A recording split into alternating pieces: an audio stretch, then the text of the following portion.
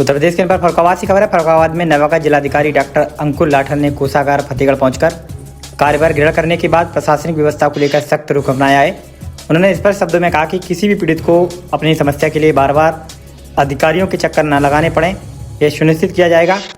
वहीं लापरवाही बरतने वाले अधिकारियों के खिलाफ सख्त कार्रवाई की चेतावनी भी दी गई। मीडिया से बातचीत के दौरान जिलाधिकारी ने कहा कि शासन की मंशा के अनुरूप जन समस्याओं का त्वरित और निष्पक्ष निस्तारण प्राथमिकता होगी। उन्होंने विशेष रूप से IGRS पोर्टल पर आने वाली शिकायतों को गंभीरता से लेते हुए उन्हें समयबद्ध तरीके से निपटाने के निर्देश दिए।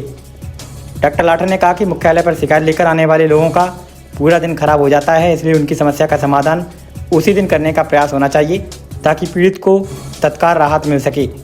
यहाँ मीडिया की भूमिका को अहम बताते हुए जिलाधिकारी ने पत्रकारों से सहयोग की अपील की है। उन्होंने कहा कि यदि किसी मामले में आलोचना होती है तो उसे सकारात्मक रूप से लेकर सुधार किया जाएगा। साथ ही पत्रकारों को सुझाव देने और विकास कार्यों के प्रचार प्रसार के माध्यम से जनमानस को जागरूक करने का आह्वान किया। यहाँ प्रेस वार्ता के दौरान अपर जिलाधिकारी, मुख्य विकास अधिकारी, जिला विकास अधिकारी, SDM सदर रजनीकांत और जिला सूचना अधिकारी ओमवीर सिंह सहित अन्य अधिकारी उपस्थित रहे। आइए देखें जिलाधिकारी ने क्या कहा। आज DM फर्रुखाबाद के पद पर मेरे द्वारा कार्यभार ग्रहण किया गया है।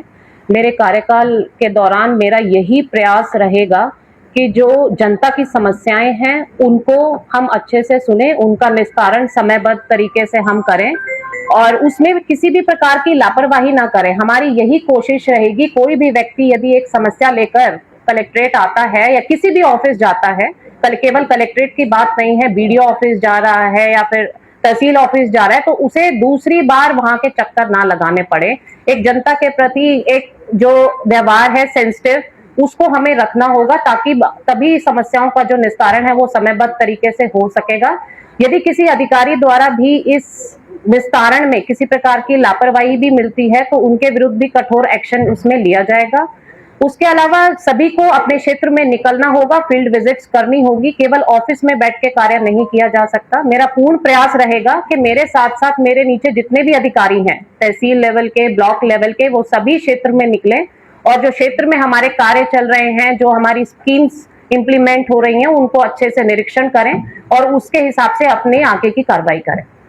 मैम, कुछ जगह यहाँ पर बहुत ज़्यादा क्रिटिकल हैं, जैसे हमारा NH है, एक नेशनल हाईवे है, उस पर दुर्घटनाओं का बहुत बड़ा नंबर है। उस पर अभी तक काम नहीं हो पाया। यहाँ तक कि मंत्री जी इस पर कह गए थे लाइट जलाने के लिए, वो लाइट अभी जल नहीं रही है और वो बहुत उबड़ खाबड़ है। दूसरा, कई बड़ी योजनाएं जो 5 करोड़ से ऊपर की हैं वो भी अभी लंबित पड़ी हुई हैं। जैसे हमारा ट्रामा सेंटर है, वो अभी लंबित है, करीब 20 के 1 महीने से ज़्यादा हो गया उसको। और ऐसी योजनाओं को जो जनता से सीधी जुड़ी हुई हैं उन पर अगर हम लोग फोकस करेंगे तो शायद कुछ जनपद में बेहतर होना शुरू होगा। देखिए, आपने बिल्कुल सही कहा। जो रोड ट्रैफिक एक्सीडेंट होते हैं वो एक बहुत ही सेंसिटिव चीज है क्योंकि उसमें व्यक्ति या तो बहुत गंभीर इंजरी आ जाती है, चोट लग जाती है या फिर अपनी लाइफ लूज कर देता है।